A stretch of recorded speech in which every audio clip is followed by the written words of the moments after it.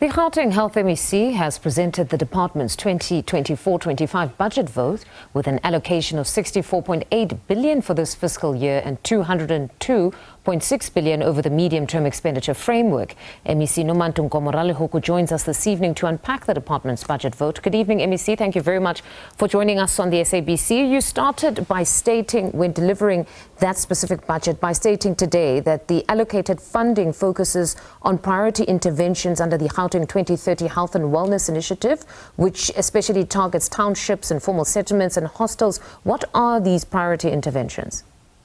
One of those is the issue area of infrastructure that Premier wants us to do, that we must renovate as a department all the hospitals and some of our community health care centers that we are utilizing.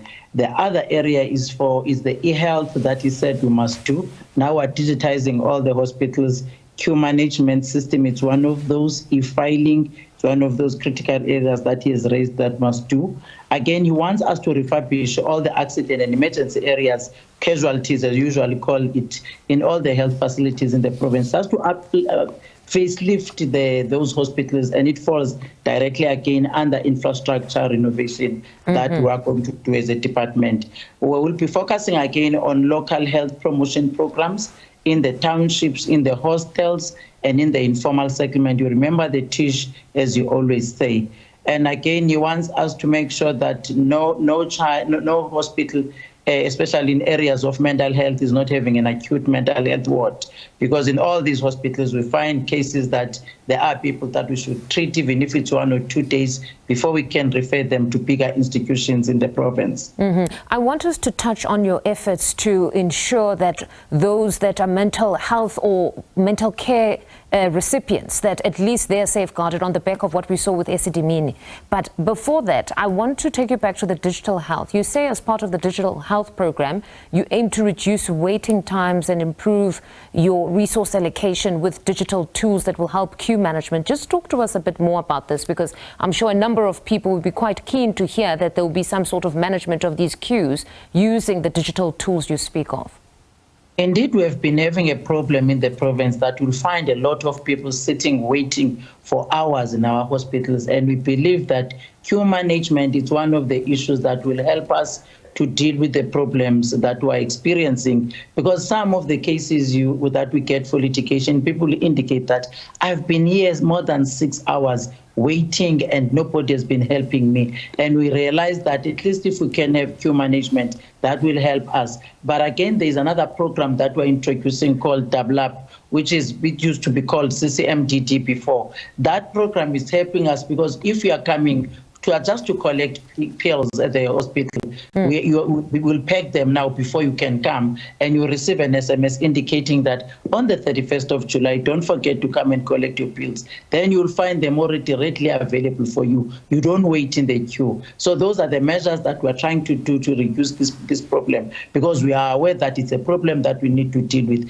because we have to take care of our patients, because it falls directly under the patient's care that we should be doing in our institutions. All right, quite impressive. And then on the neonatal front, what are you looking to address there or prioritize this time around? It's one of the areas that we've seen overcrowding on the neonatal wards. In case in point is the bigger hospitals like your Baragwanath Hospital, Tembisa and others. So we're building now some wards, extending some of the wards in those institutions, in those facilities, so that at least those children are not infecting each other, because we find that if the place is overcrowded, definitely there are high chances that they will infect each other and then they can die. So we're prioritizing even those institutions and neonatal wards, and we have a committee that we have formed that is led by one of the professors, Professor Belapi, that is dealing with that specific issue of communicating with all the hospitals, checking what is the needs that we should do in terms of sorting out the problem of neo in our hospitals. And I think it's going to bear results, because already where we've seen the problem, we're able now to take out some of the young ones and put them in proper places, whilst we're renovating some of the wards and make sure that we have bigger wards because of overcrowding that we've been experiencing in our institutions. Hence, we'll find that most of our kids, they die at that infant stage. Then to government's efforts to safeguard the rights of mental health care users. Of course, this is on the back of the Life SABC tragedy. Talk us through some of these efforts. We don't want to go back to where we come from.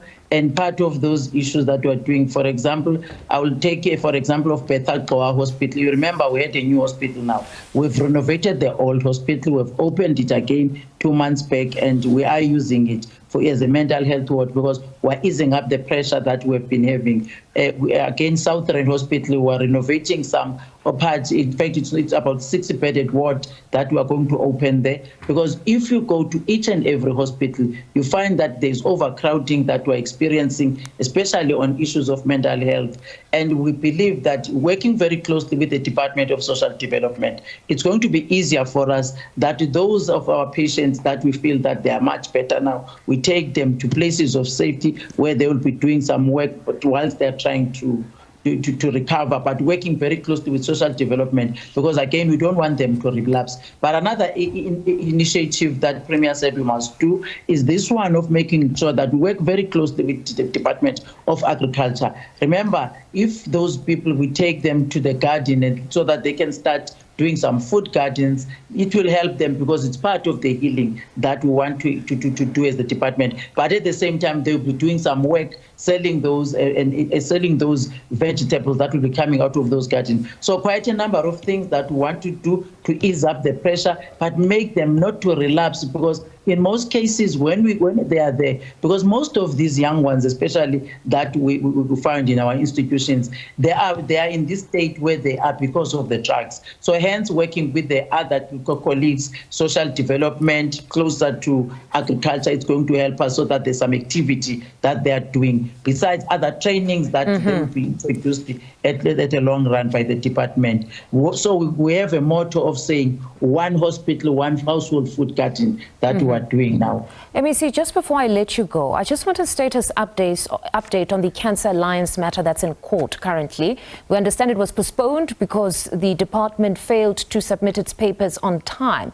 What is the status update there? Because again, it's still a problem that we've got cancer patients who have funds that were allocated but not utilized.